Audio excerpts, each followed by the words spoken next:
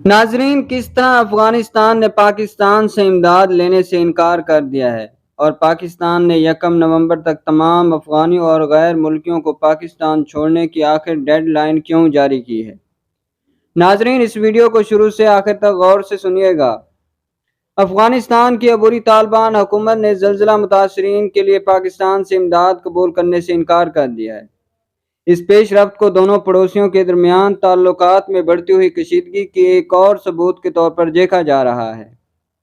افغانستان میں گزشتہ ہفتے کے روز آنے والے زلزلے میں کم از کم 2000 افراد ہلاک ہو گئے اور متعدد گاؤں متاثر ہوئے تھے۔ اس کے بعد بدھ کے روز ایک اور زلزلہ آیا جس سے مزید نقصانات ہوئے۔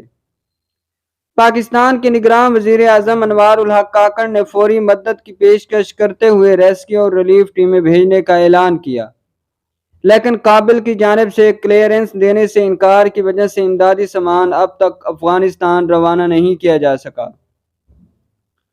گو کہ دونوں ملکوں کے حکام کی جانب سے اس کی اب تک کوئی باضابطہ وجہ نہیں بتائی گئی۔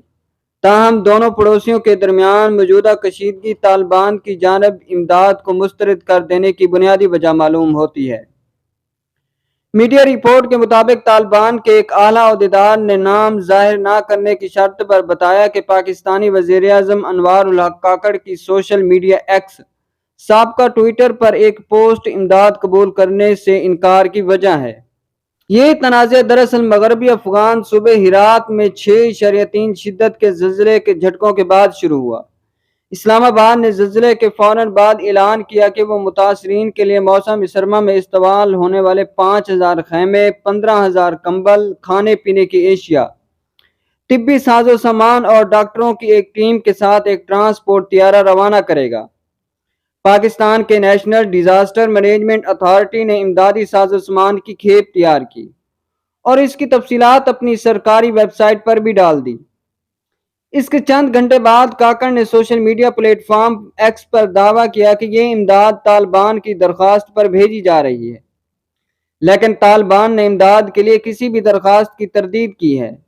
ان کا کہنا ہے کہ بیرونی امداد کے لیے آج تک باضابطہ اپیل نہیں کی ہے۔ میڈیا رپورٹ کے مطابق طالبان کے ایک عہدیدار کا کہنا تھا کہ ایسی کوئی درخواست نہیں کی گئی تھی اور ہماری حکومت کا مذاق اڑایا گیا۔ جب ان سے پاکستانی امداد قبول کرنے سے انکار کی وجہ دریافت کی گئی تو طالبان رہنما نے پاکستان کے نگراں وزیر اعظم کاکڑ کے بیان کو غیر ذمہ دارانہ قرار دیتے ہوئے اس پر نکتہ چینی کی۔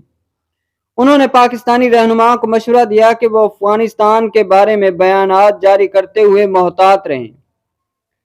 ایک اعلیٰ پاکستانی اہلکار نے طالبان رہنما کے دعووں پر سوال کیا کہ آخر اسلام آباد امدادی سامان افغانستان کیوں نہیں بھیج سکتا۔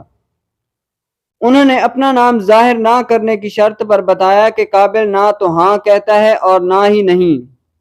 انہوں نے امداد کی باضابطہ درخواست کی تھی اور کہا تھا کہ وہ یہ بتائیں کہ اسے کب بھیجنا ہے۔ پاکستان اور افغانستان کے درمیان حالیہ دنوں میں تعلقات مزید کشیدہ ہو گئے ہیں۔ حکومت پاکستان کی جانب سے 1.7 ملین افغان باشندوں سمیت تمام غیر ملکیوں کو یکم نومبر تک ملک چھوڑنے کا ڈیڈ لائن جاری کیا ہے۔ طالبان رہنماؤں نے اسلام آباد کے اس فیصلے پر سخت نکتہ چینی کی ہے اور پاکستان سے اس پر نظر ثانی کرنے پر زور دیا ہے۔ انہوں نے متنبہ کیا ہے کہ اس فیصلے سے دو طرفہ تعلقات کو سنگین نقصان پہنچ سکتا ہے۔ دوسری طرف پاکستان نے واضح کیا ہے کہ یکم نومبر کی آخری تاریخ 1.4 ملین سرکاری طور پر رجسٹرڈ افغان مہاجرین اور 8 لاکھ سے زائد افغان شہریت کارڈ رکھنے والوں کے لیے نہیں ہے جو ملک میں قانونی طور پر رہ رہے ہیں۔